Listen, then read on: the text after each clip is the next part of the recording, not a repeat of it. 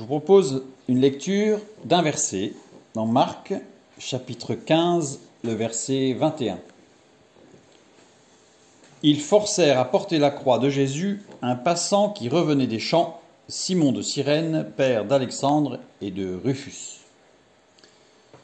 Nous avons ici le premier homme qui a porté la croix. Dans Matthieu chapitre 27, le verset 32, le même événement nous est décrit avec un détail en moins et un détail en plus. Lorsqu'ils sortirent, ils rencontrèrent un homme de Cyrène appelé Simon, et ils le forcèrent à porter la croix de Jésus.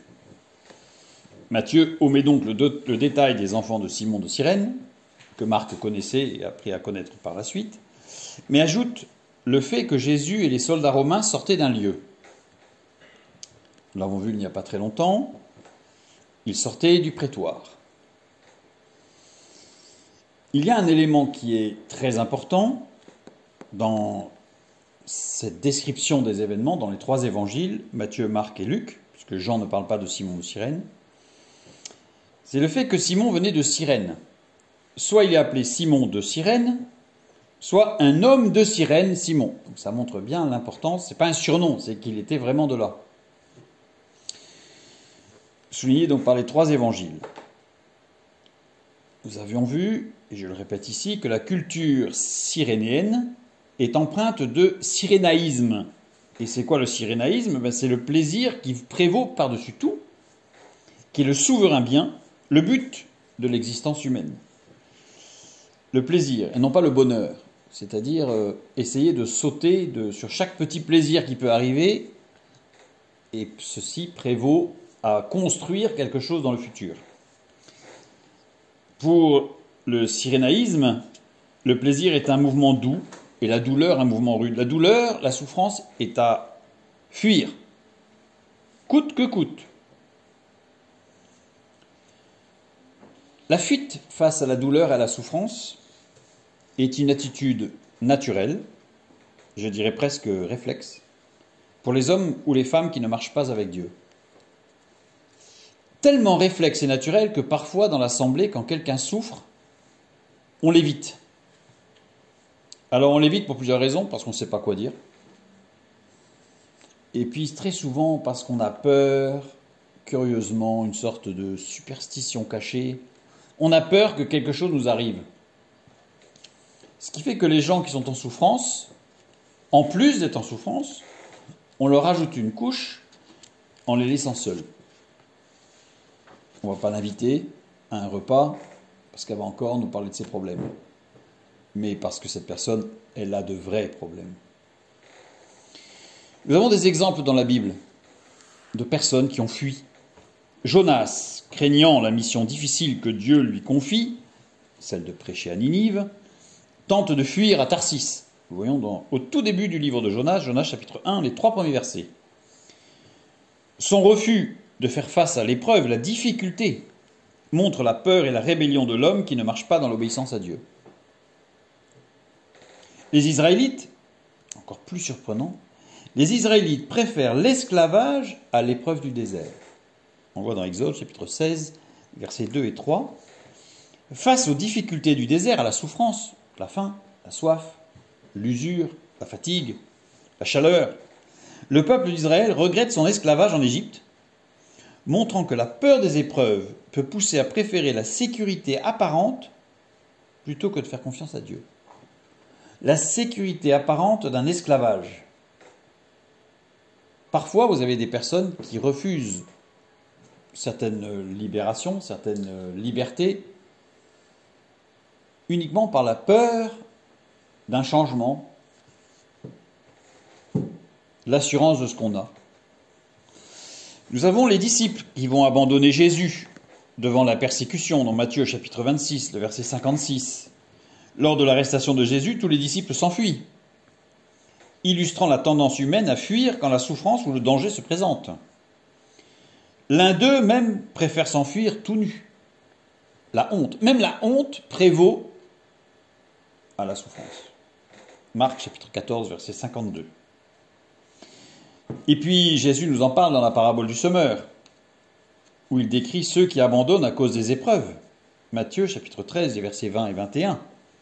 Jésus parle de ceux qui reçoivent la parole avec joie, mais qui, quand vient la tribulation, tribulation c'est fort, ça implique la souffrance, ou la persécution, à cause de la parole, ils trébuchent aussitôt, ils quittent. Matthieu 13, 21. Cela montre que sans une foi ancrée en Dieu, l'épreuve fait peur et pousse à l'abandon. L'épreuve, la souffrance, fait peur.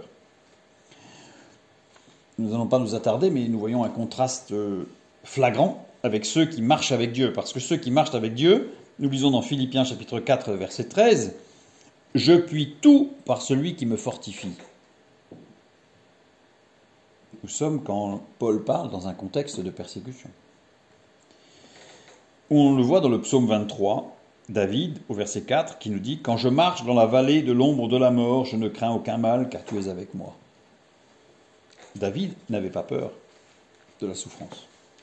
Il s'en remettait à son Dieu.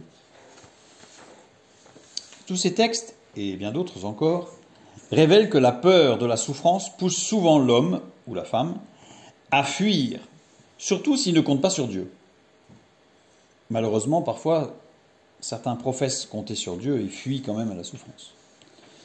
Mais ceux qui marchent avec lui trouvent la force de persévérer. Nous pouvons lire dans Jacques, chapitre 1, les versets 2 à 4, « Mes frères, regardez comme un sujet de joie complète les diverses épreuves auxquelles vous pouvez être exposés, sachant que l'épreuve de votre foi produit la patience. Mais il faut que la patience accomplisse parfaitement son œuvre, afin que vous soyez parfaits et accomplis sans faillir en rien. » La souffrance, ce n'est pas le diable, ce n'est pas Satan qui attaque. La souffrance, c'est Dieu qui nous amène sur un chemin de la persévérance, de la patience, pour apprendre à mieux le connaître et assurément à mieux et à plus nous appuyer sur lui. Nous pouvons lire aussi Romains chapitre 5, les versets 3 à 5. « Bien plus, nous nous glorifions même des afflictions, sachant que l'affliction produit la persévérance la victoire dans l'épreuve, et cette victoire l'espérance. Or, l'espérance ne trompe point, parce que l'amour de Dieu est répandu dans nos cœurs par le Saint-Esprit qui nous a été donné. » Dans le monde, on dit souvent, on ne change pas une équipe qui gagne.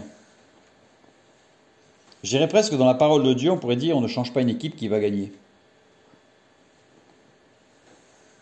Parce qu'on est rempli d'espérance. Nous savons que nous avons gagné. Mais ce n'est pas parce que nous savons que nous avons gagné que nous n'allons pas emprunter le chemin de l'entraînement pour gagner. Une petite remarque pour montrer l'action de Dieu dans les épreuves. Quand une personne se noie, il est difficile d'aller la sauver, parce qu'elle se débat, parce qu'elle a peur, c'est logique. Et quand quelqu'un vient la sauver, la personne se débat et enfonce la personne qui vient la sauver pour essayer de surnager. Résultat, elle va noyer celui qui vient la sauver et elle va se noyer aussi. Quand on apprend, quand on est sauveteur en mer, je dirais, ou surveillant de baignade, eh bien que bien souvent, il faut attendre que la personne qui est en train de se noyer soit à la limite de l'asphyxie pour qu'il soit possible de la secourir sans qu'elle ne se débatte de façon très dangereuse, puisqu'en fait, elle n'en peut plus. Malheureusement, il faut bien souvent que Dieu nous amène au bord de l'asphyxie pour que nous acceptions vraiment son secours en arrêtant de nous débattre dans tous les sens. Malheureusement, je dis, parce que quel dommage, quelle perte de temps, quelle perte d'énergie. Revenons à Simon de Cyrène. Simon de Cyrène, lui, qui, le texte insiste sur le fait que non seulement c'est un homme normal, mais en plus, il fuit culturellement, il fuit la souffrance. Non seulement naturellement, mais en plus culturellement. Simon de Cyrène, lui, est réquisitionné, parce que le texte qui nous dit « le forcèrent à porter la croix », c'est le terme vraiment grec qui dit « réquisitionné », par les soldats romains pour porter la croix de Jésus. Si Jésus ne pouvait pas, ou ne pouvait plus porter sa croix, alors ce sont les soldats qui auraient dû la porter pour lui. C'est-à-dire que Simon de Cyrène, il n'avait rien demandé à personne, lui. humainement, la souffrance est à fuir, mais en plus, culturellement. Et là, c'est injuste. Il n'a rien demandé. Très souvent, on se retrouve dans des situations difficiles, injustement, car nous n'avons rien fait pour y être. Alors évidemment, si on a fait des choses et qu'on en paye les conséquences, quelque part, on accède plus facilement la souffrance. Mais quand on n'a rien fait, quand on n'a rien demandé, comme Simon de Cyrène, il se trouve face à un homme qui est dans une souffrance terrible, et en plus, il doit porter ce morceau de bois extrêmement lourd. Mais, il y a un détail, si on peut dire, que l'on trouve dans l'Évangile un peu plus loin. Marc, toujours chapitre 15, verset 21, donc on voit, les Romains forcèrent à porter la croix de Jésus un passant qui revenait des champs. Le verbe revenir, ici, arkomai, est conjugué à la voix passive déponente. Ça veut dire que, bibliquement, c'est le Saint-Esprit qui l'a amené à être là. Ça veut dire que c'est le Saint-Esprit qui l'a amené à vivre une situation injuste. Pourquoi ? Parce qu'il fallait qu'il apprenne. Il fallait qu'il fasse une expérience. Et il l'a faite, cette expérience. Et il l'a faite, on le voit dans les Actes des Apôtres.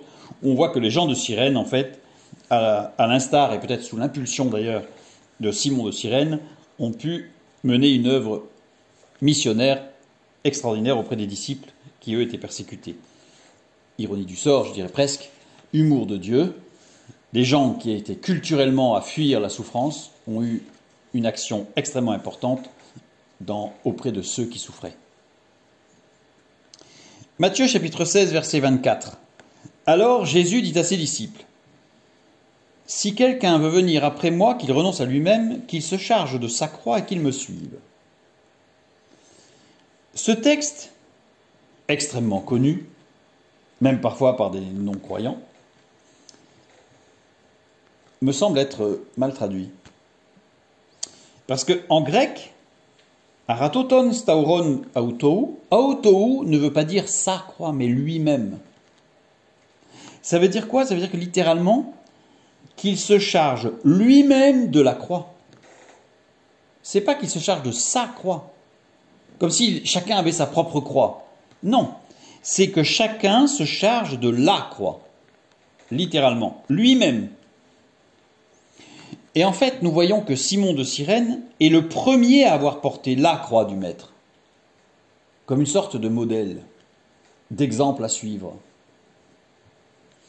Et à l'instar de chacun de nous qui avons le réflexe naturel et culturel de fuir la souffrance, nous devons accepter de prendre la croix de Christ sur nous, et non pas notre croix, comme si on avait notre propre chemin de croix. Non, nous devons suivre Christ dans ce qu'il a fait. Ça rejoint ce que dit Jésus dans Matthieu chapitre 16, verset 24, et là on voit tout l'aspect prophétique de ce qu'il dit. Alors Jésus dit à ses disciples, « Si quelqu'un veut venir après moi, qu'il renonce à lui-même, qu'il se charge de sa croix, non, qu'il se charge de lui-même de la croix, et qu'il me suive. » Le verbe se charger de, ici, airo, qui veut dire élever vers le haut, s'approprier, élever en étendard, et désigne airo, c'est un verbe qui désigne aussi l'action de lever l'ancre et de se laisser guider. Dans Jean chapitre 19, verset 17, c'est là que nous voyons quelque chose d'extraordinaire, qui passe presque inaperçu. Jésus, portant sa croix, arriva au lieu du crâne qui se nomme en hébreu Golgotha. Hey, on a vu que c'est Simon de Cyrène qui a porté la croix. En fait, on voit que Simon de Cyrène n'a porté la croix qu'un court instant, que quelques mètres. Pourquoi ? Parce que nous-mêmes, nous portons la croix de Christ, je dirais presque, que au moment de la prise de conscience de l'impact du péché dans notre vie, au regard de Dieu infiniment pur et infiniment parfait.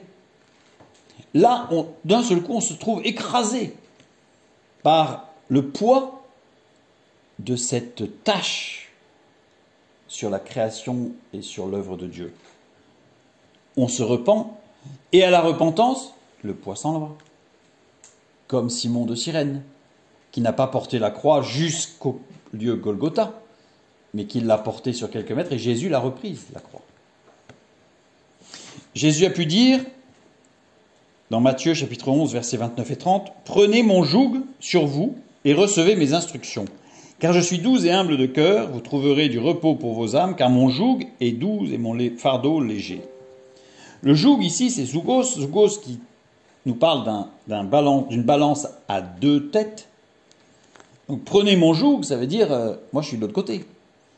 Au moment où on le met, ce joug, peut-être qu'on va avoir cette sensation de le porter, mais dès que Christ va se lever et va dire on y va, on ne porte rien en fait.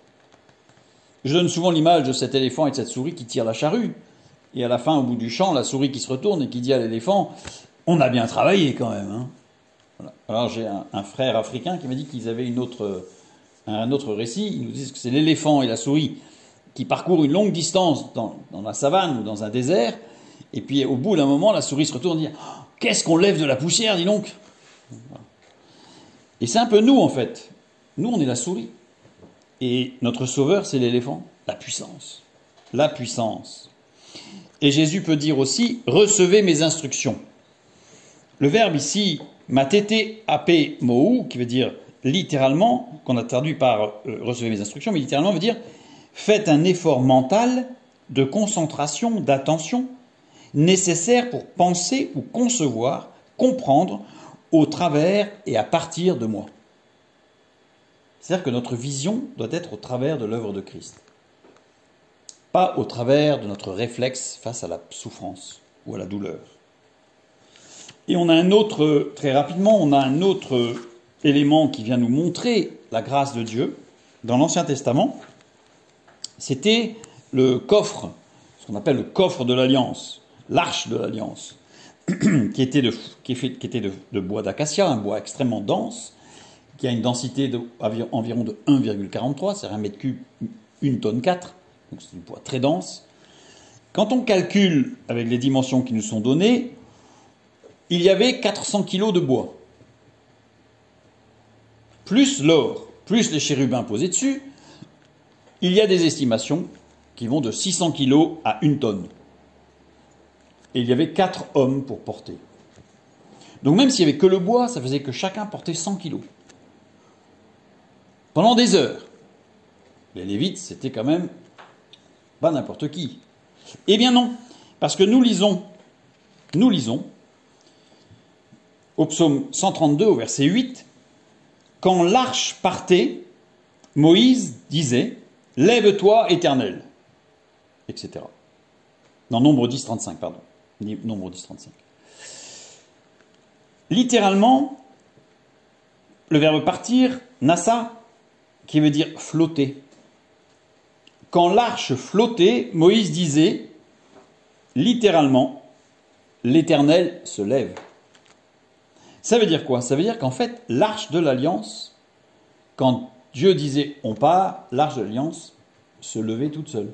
Elle lévitait. Et les Lévites se mettaient dessous, mais ne portaient rien. Mais ne portaient rien. Et d'ailleurs, on le lit dans 1 Chronique, chapitre 15, verset 26. « Ce fut avec l'assistance de Dieu que les Lévites portèrent l'arche de l'Alliance de l'Éternel. » Mais l'assistance, hasard, qui veut dire la protection, l'aide, et littéralement, avec la force de Dieu, c'est Dieu qui a soulevé l'arche. C'est pas eux. Et les Lévites portèrent. Une fois de plus, nous avons la racine de Nassa. C'est-à-dire qu'en réalité, l'arche lévitait. Imaginez les ennemis, comme dit Moïse dans Nombre 10, quand de la suite, quand l'arche se levait, flottait, Moïse disait « L'Éternel se lève, et que tes ennemis soient dispersés. » J'imagine les ennemis qui voient 4 hommes, des prêtres, ils ne sont même pas des guerriers, qui soulèvent à minima chacun 150 kilos et qui peuvent chanter et continuer à marcher toute la journée, de se dire, les combattants qui sont derrière, ça doit être quelque chose quand même. Donc forcément, ça faisait peur. Forcément. Pour ça que Jésus a pu dire, dans Matthieu 11,30, comme nous l'avons lu, « Car mon joug est doux et mon fardeau léger. » Comme Simon de Cyrène, nous avons pris la croix. Nous avons pris cette réalité, comme on dirait dans une expression courante, en pleine face. Et là, c'est terrible. et la supporter. C'est terrible. Mais dès qu'on le réalise, on vient, on demande, on se repent, et on vient sous la grâce, et là, le poids s'enlève. Le poids est ôté. Nous sommes pardonnés. Je finirai par Colossiens chapitre 3, verset 16. Supportez-vous les uns les autres, et si l'un a sujet de se plaindre de l'autre, pardonnez-vous réciproquement. Supporter, anekomai, qui veut dire soutenir. Non pas supporter, bon, je te supporte encore parce que j'ai une patience à toute épreuve, donc je réussis à te supporter. Non, supporter comme un tuteur qui supporte un arbre qui plie sous le poids, ou un arbre qui est fatigué, qui est abîmé. Supportons-nous les uns les autres en tant que guide. À l'instar de cette croix qui est légère sur nous, eh bien, portons nos frères et sœurs, parce que c'est Dieu, en réalité, qui les a dans sa main. Continuons, marchons, à l'instar donc de Simon de Cyrène, ce premier homme qui a porté la croix. Nous aussi, portons la croix.